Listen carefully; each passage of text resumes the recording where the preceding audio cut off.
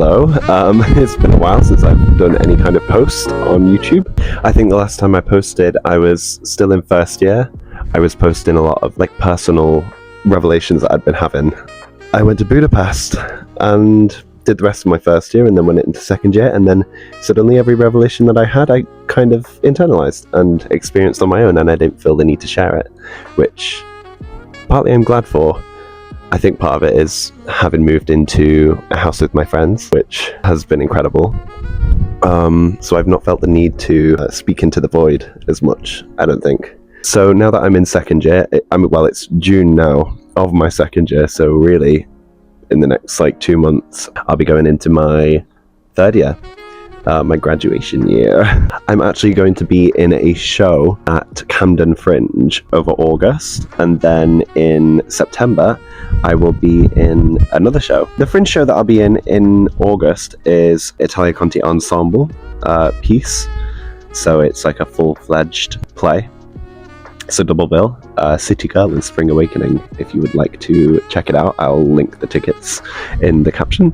And then the other show that I will be in September is actually self-written. Again, it's from Charliekemmp Ensemble. It's a project that we did last term called Solo Stories, which are partially fictionalized stories turned into monologues. I'm really proud of mine. It's called If This Is How It's Going to Be. And yeah, so that'll be on in September as well. So I think this video is more kind of just a check-in as to where I'm at so far. But what I have prepared is 5 things that I wish I knew going into drama school or university in general, but I think it heavily applies to drama school.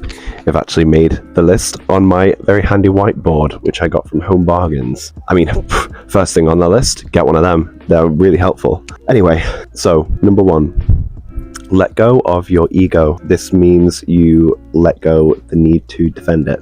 I think this is definitely one that is specific to drama school. I think audition season, it's all about it feels like the biggest competition of your life. It feels like you're in survival mode every time you turn up into working in the space. Every time you're working with a director or whatnot, you constantly feel like you have to prove yourself. You don't have to prove yourself anymore once you're in drama school. It's just about the learning. I think a lot of insecurity comes from a place of wanting to protect what self-esteem and what ego and what pride you do have. But if you let go of your ego and your pride and the things that you have such a tight grip on, then you relinquish the need to defend those, the strain that defending your ego puts on you, and you can actually just focus on getting better. Because sometimes as well, defending your ego and having so many things to say when you're getting notes or whatever, that's just one example of how defending your ego can distract you from actually getting better. Yeah, just go in with a mindset of acknowledgement of the fact that it's no longer a competition and you no longer have to prove yourself. From the first lesson, you're meant to fail, because that's the only way that you're going to learn.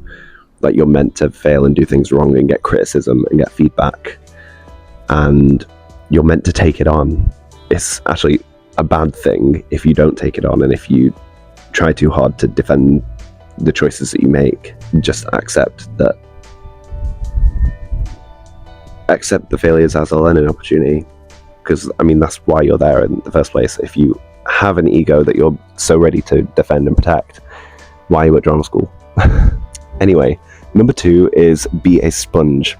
Again, this applies mainly to drama school. I don't really know about if it applies to other university courses, but they throw so unbelievably so many conflicting ideologies at you and practitioners that disagree with each other. That's the whole reason that we have different practitioners and different approaches. One of my teachers describes it as each era of theatre and each practitioner and each ideology comes as a retaliation against the last one, and they teach you all of this, and you're expected to put all of these different ideologies into practice. Obviously not necessarily at the same time, but sometimes, yeah. And it's all one kind of big experiment to see what works for you and what sticks with you. My friend used to say it's a bit like a good version of cherry picking. when you're at drama school, you're presented with loads of different tools, like a buffet of like different techniques and things that you can do to improve. You do have a choice of picking which ones you're going to hold on to and which ones you're going to keep, as long as you've tried all of them and you understand how they kind of all work. As long as you know what works for you, that's all you need. Number 3 is one that actually, it's a thought that I had the other day. As actors, we have a really unique experience of seeing the people that do the job that we want to have. You're watching them work, and then you look around you and everyone else is also watching them work. I don't know, it's a job that's really in the public eye. I mean, the whole point of it is to be in the public eye. I don't know, there's such a distance between training and result, or at least it feels like it from this side of the fence.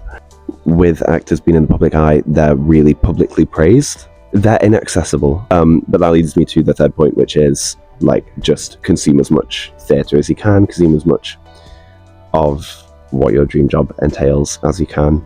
Watch films, just absorb the world that you're studying in. Yeah. Okay, and then this one, number 4, is maybe something that is literally just restricted to the drama school that I'm studying at and the course structure. So in my first year, it was kind of all about using the self and really like digging deep into yourself and knowing yourself as a person, which is probably why I was so reflective in my older videos. And then for me, year 2 has been more about not necessarily transforming, but loosening the grip on myself and going towards the characters instead of bringing the characters to me. I personally don't think there's anything wrong with either of them. It just depends on the character and the actor and what fits best for the show. I think everything's really subjective in this field, so I can't really give a definitive answer, but I have enjoyed kind of learning how to do both and use both to my advantage. I will say it's been strange comparing how I approached roles last year with this year, how different I am in the space now. If you go into drama school kind of knowing who you are, good. You don't have to though, you'll find out. And then 5, the final point, is literally give yourself a break once you've hit the ground running. If you don't schedule breaks for yourself, your body will for you. Like, your body will catch up. What is it? Is it like a lyric that's something like, didn't realize my body was keeping score or something? It takes into account everything that you do, and if you push through life just keeping on going, pushing everything aside and just doing the work, sacrificing sleep or an area of your life that you shouldn't be sacrificing, like social life or, you know, your creative side, it will catch up. Yeah, I think that's all I have to say. It's been really nice filming something again for the first time in over a year. I hope to be posting more. I'm not sure what kind of content I want to make, but I have some ideas. But yeah, I'll leave the links to the shows that I'm going to be in my bio, so feel free to have a look. Ooh. No, I hope they're okay. Yeah, thank you. Goodbye.